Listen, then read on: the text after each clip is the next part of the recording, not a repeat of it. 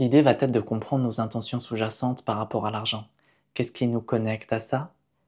Comment on interprète les différents flux en relation avec l'argent?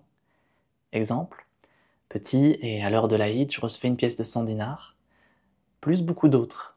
100 dinars en Algérie, il y a 20 ans, 25 ans, eh bien, ça permettait d'acheter 10 baguettes.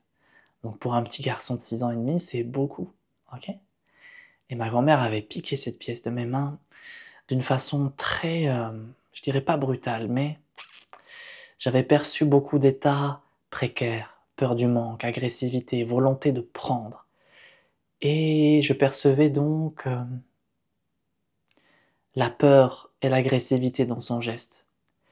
À cause de ce moment, j'ai rejeté le principe même de l'argent. Mais, ce qu'il faut savoir, c'est que c'est pas l'argent que j'ai rejeté.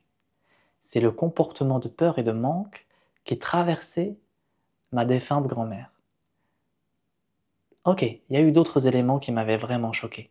Je vivais dans une villa et pour moi c'était normal. Je sortais dans la rue mais toujours accompagné pour ma sécurité. Et une fois que j'ai été à l'école petit, je vivais de nombreuses agressions, beaucoup trop. Je comprenais pas. J'ai compris que plus tard, passé mes 20 ans, en faisant le chemin de guérir.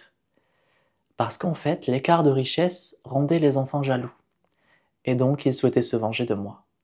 C'est d'accord. Moi, pour moi, je n'étais pas riche parce que c'était la propriété de la famille.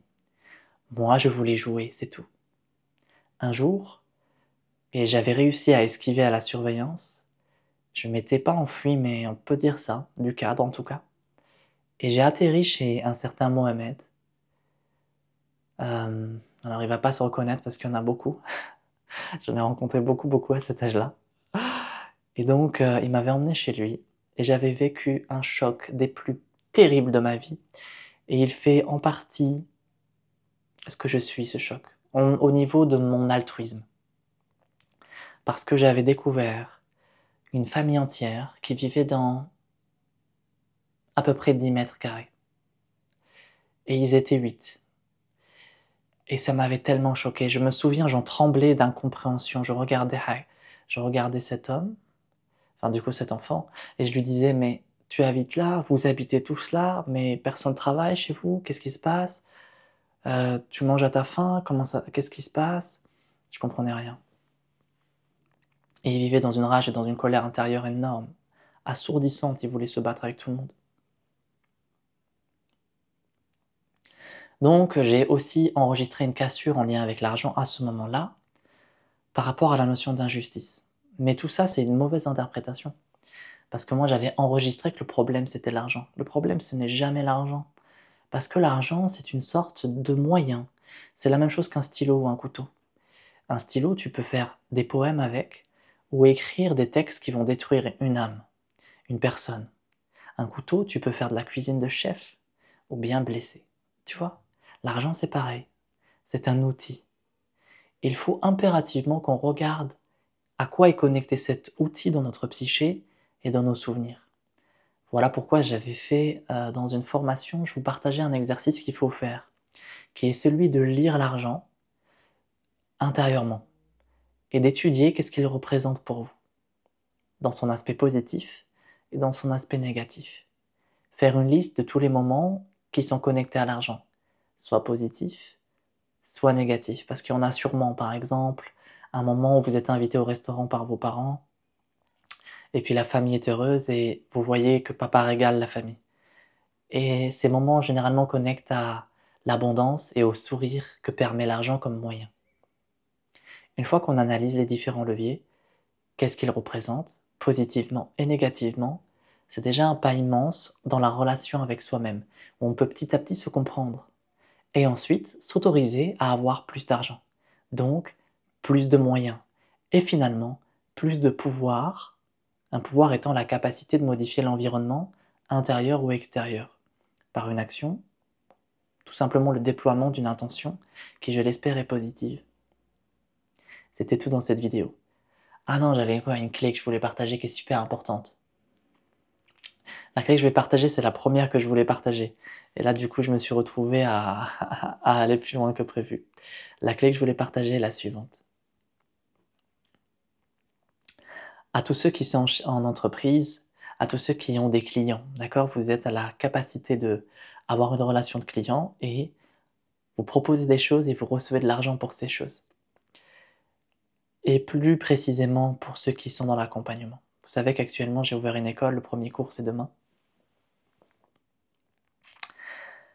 Et pour avoir fait l'erreur, je vous invite très franchement à ne jamais accepter de l'argent d'une personne qui ne vous respecte pas, d'une personne qui souhaite avoir le fruit, le trésor de tout le chemin que vous avez parcouru.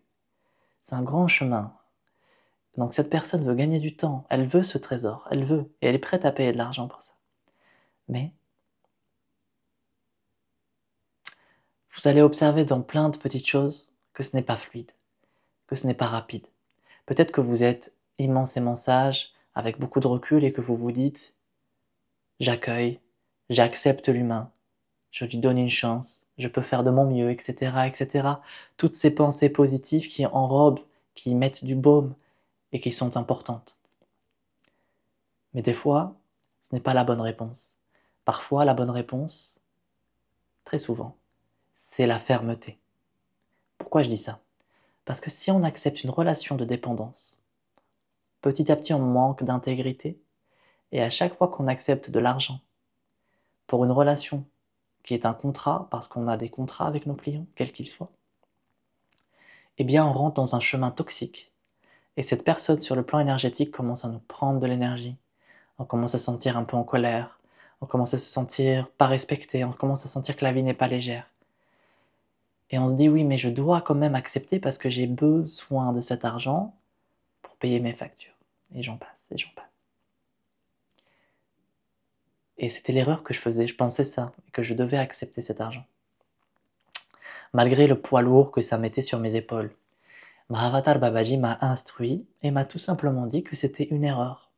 Parce que tant que j'acceptais cet argent, finalement, je n'acceptais pas de me respecter profondément. Alors, je ne rentrais pas en relation avec des gens qui se respectent profondément. J'ai donc fait le chemin et j'ai mis au dehors de mon énergie toutes les relations avec des clients d'âme qui ne me respectaient pas. J'ai beaucoup appris.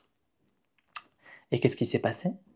L'apparition de clients d'âme pour qui je suis la parfaite ressource et qui sont pour moi les parfaits clients d'âme. Parce qu'ils me respectent profondément. Donc ils peuvent avoir cet héritage. Et moi, je suis connecté à des personnes qui sont dans une certaine qualité d'autonomie et de responsabilité. Ils ne vont pas vouloir me prendre de l'énergie. Ils vont vouloir honorer le don, ce qui naturellement me donnera envie plus que tout d'honorer leurs âmes.